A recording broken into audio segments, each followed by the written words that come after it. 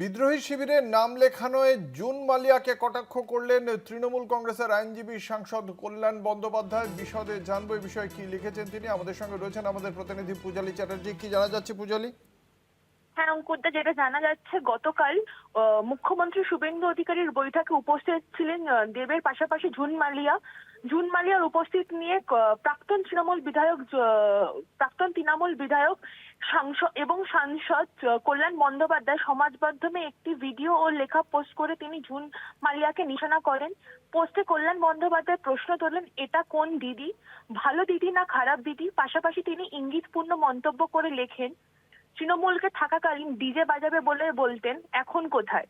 কল্যাণ বন্দ্যোপাধ্যায় এই পোস্ট ঘিরে রাজনৈতিক মহলে নতুন করে জল্পনা শুরু হয়েছে। জুন মালিয়ার সাম্প্রতিক রাজনৈতিক অবস্থান এবং দলীয় সমীকরণ কেন্দ্র করে তার এই মন্তব্যকে তাৎপূর্ণ বলে মনে করেছেন রাজনৈতিক মহলের একাংশ।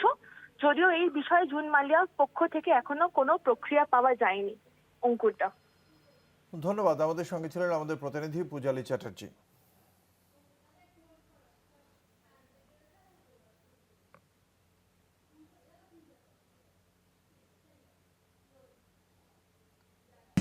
পাঁচ সাইডে একদম ডিজে বাজবে, একদম মানুষের সঙ্গে করেছে।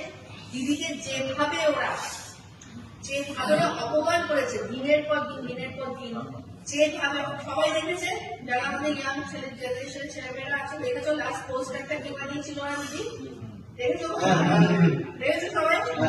তার জবাব কিন্তু আমরা নেব। 5 তারিখ থেকে আমরা সেই জবাব মেরে ওদের প্লিজ এগুলো রেকর্ড করবো।